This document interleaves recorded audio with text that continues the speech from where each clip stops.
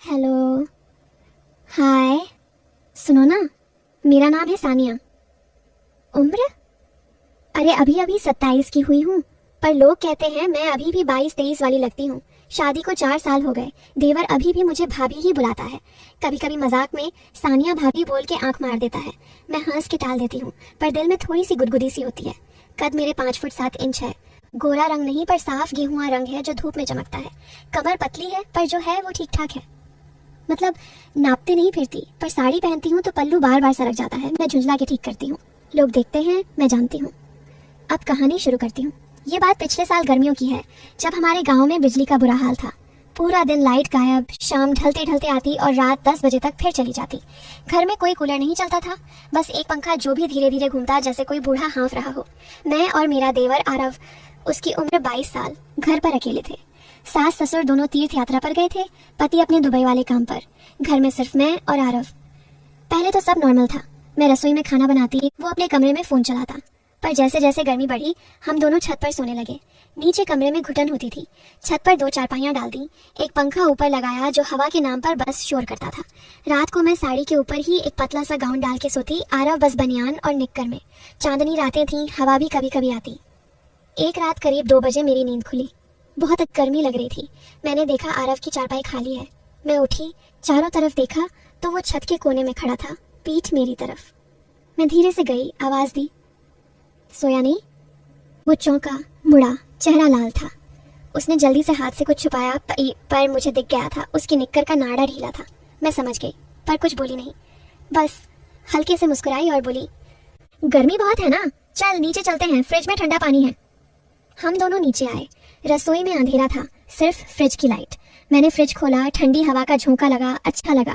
मैंने बोतल निकाली, गिलास में डाला और उसे दिया। वो पीने लगा। मैं खुद भी पी रही थी। तभी लाइट चली गई। पूरा घर अंधेरे में डूब गया। मैंने हंस के कहा, अरे फिर चली गई? वो चुप था। अचानक उसने बोला, भाभी तुम बहुत अच्छी हो। मैंने मजाक में कहा, अच्छी तो हूँ, पर तुम इतनी रात को छत पर क्या कर रहे थे? वो हकलाया, वो बस गर्मी में नींद नहीं आ रही थी। मैंने उसे छेड़ा, हाँ हाँ मुझे पता है गर्मी में क्या क्या नहीं आता। उसका चेहरा फिर लाल। मैं हंस पड़ी। फिर हम दोनों छत पर वापस आए। मैं अपनी चारपाई पर लेट गई, उसने अपनी पर अब नींद कहाँ थी। मैं करवटें बदल रही थी। साड़ी का पल्लू बार बार सरक रहा था। मैंने नोटिस किया वो मेरी तरफ देख रहा है। मैंने जानबूझकर पल्लू नहीं ठीक किया। थोड़ी देर बाद उसने धीरे से पूछा, भाभी तुम्हें सच में गर्मी लग रही है? मैंने आंखें बंद रखी और बोली, बहुत। तुम बताओ। वो चुप रहा, फिर धीरे से बोला, मैं पंखा ज्यादा तेज कर दूं? मैंने हंसते हुए कहा, पंखा तो वैसे भी मर चुका है। फिर खामोशी, बहुत देर तक।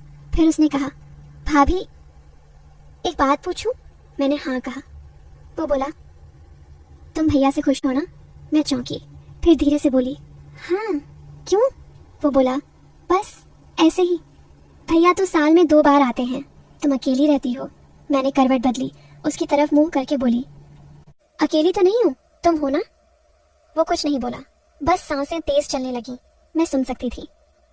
अगली रात फिर वही गर्मी, अंधेरा, चांदनी। मैंने आज जानबूझकर हल्का सा नाइटी पहना था, नीचे कुछ नहीं, बस ऊपर से गाउन डाला। मैं लेटी थी आरव पास वाली चारपाई पर। तभी अचानक बहुत तेज हवा चली, बादल गरजे, बिजली कड़की, बारिश शुरू हो गई। पर है हमारी छत पर शेड था, सिर्फ आधा, हमारा हिस्सा खुला था। हम दोनों भीगने लगे। मैं उठी, बोली, चलो नीचे चले। पर वो बोला, भाभी 1 मिनट। मैं रुकी। बारिश तेज हो गई। हम दोनों भीग चुके थे। मेरी नाइटी चिपक गई थी शरीर से। मैंने देखा वो मुझे देख रहा है, आंखें चौड़ी। मैंने शर्माते हुए गाउन का नाड़ा कसा। वो अचानक मेरे पास आया, बहुत पास। बोला, भाभी मैं तुम्हें। मैं रुक गई, दिल जोर से धड़क रहा था। मैंने पूछा, क्या आरव? वो कुछ नहीं बोला, बस मेरी आंखों में देखता रहा। बारिश तेज थी, हम दोनों सराबोर। फिर उसने धीरे से मेरा हाथ पकड़ा। उसका हाथ ठंडा था, पर कांप रहा था। मैंने हाथ नहीं छुड़ाया। वो और पास आया। मैंने आंखें बंद कर ली। लगा अब जो होगा अति सो होगा।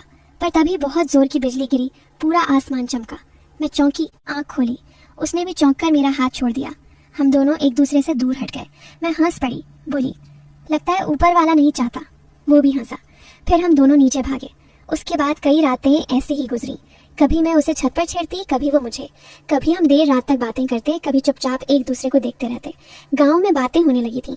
लोग कहते, सानिया भाभी और देवर रात भर छत पर क्या करते हैं। मैं सुनती तो मुस्कुरा देती। आरव चिढ़ जाता। फिर एक दिन सास ससुर लौट आए, सब नॉर्मल हो गया। पर अब हमारे बीच कुछ अलग था। नजरें मिलती तो शर्माते, फिर मुस्कुराते। मैं सोचती शायद कुछ हो जाता अगर उस रात बिजली ना गिरती, पर हुआ नहीं। फिर आई दिवाली, घर में रौनक थी। रात को पटाखे चल रहे थे। मैं और आरव छत पर पटाखे छोड़ रहे थे। तभी उसने एक रॉकेट छोड़ा जो उल्टा चला और मेरे पैर के पास गिरा। मैं चीखी, कूदकर उससे लिपट गई। वो मुझे जोर से पकड़ के दीवार से सटा लिया। मेरी सांसें उसकी छाती से टकरा रही थी। हम दोनों सांस रोक के खड़े थे। फिर मैंने धीरे से उसकी छाती से सिर हटाया, बोली, छोड़ो मुझे। उसने छोड़ा। मैं नीचे चली गई। उसके बाद आरव ने मुझसे दूरी बना ली। बात कम करने लगा। मैं समझ नहीं पाई। फिर एक दिन मुझे पता चला कि उसकी शादी पक्की हो गई है। लड़की शहर की, बहुत सुंदर। मैंने मुस्कुरा के बधाई दी, पर रात को अकेले में रोई। शादी का दिन आया। घर सजा था। मैंने लाल बनारसी पहनी थी। सब कह रहे थे आज भाभी दुल्हन लग रही हैं। आरव मुझे देखता रहा। बारात आई। विदाई का वक़्त आया। दुल्हन रो रही थी। मैंने उसे गले लगाया। तभी आरव मेरे पास आया, बोला, भाभी 2 मिनट। मैं उसके साथ बाहर गई। गांव का पुराना बरगद का पेड़ था, उसी के नीचे हम खड़े हुए।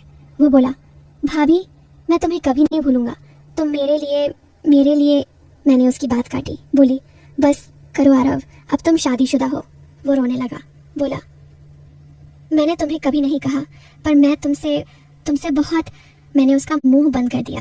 बोली, शश कुछ मत बोलो, मैं जानती हूँ मैं भी, पर अब बहुत देर हो चुकी है। फिर मैंने उसका माथा चूमा जैसे बड़ी बहन चूमती है और चली गई। शादी के बाद वो चला गया शहर। मैं फिर अकेली। पर अब अकेलापन अलग था। पहले खालीपन था, अब यादें थीं। फिर एक दिन मुझे फोन आया आरव का। बोला, भाभी मैं वापस आ रहा हूँ, हमेशा के लिए। मेरी बीवी वो मुझे छोड़ के चली गई। मैं चौंकी। पूछा, क्यों? वो बोला, उसने कहा मैं किसी और को चाहता हूँ, और वो सही कह रही थी। मैं सिर्फ तुम्हें चाहता हूँ भाभी, सिर्फ तुम्हें। मैं फोन पर चुप रही। फिर बोली, आरव अब बहुत देर हो चुकी है। उसने पूछा, क्यों? मैंने धीरे से कहा, क्योंकि अब मैं माँ बनने वाली हूँ। तुम्हारा भाई 2 महीने पहले आया था। फोन कट गया। उसके बाद आरव कभी गांव नहीं आया, ना मुझे फोन किया। मैंने भी नहीं किया। बच्चा हुआ बेटा, बहुत प्यारा। मैं उसे गोद में लेकर सोचती हूँ कभी कभी उस रात की, जब बारिश में हम भीग रहे थे। उस रात अगर बिजली ना गिरती तो शायद आज मेरा बेटा किसी और का होता, या शायद कुछ और ही होता। पर जो हुआ अच्छा हुआ। तुम बताओ, मैंने सही किया ना? जो नहीं होना था उसे होने नहीं दिया, और जो होना था उसे होने दिया। बस, कहानी खत्म।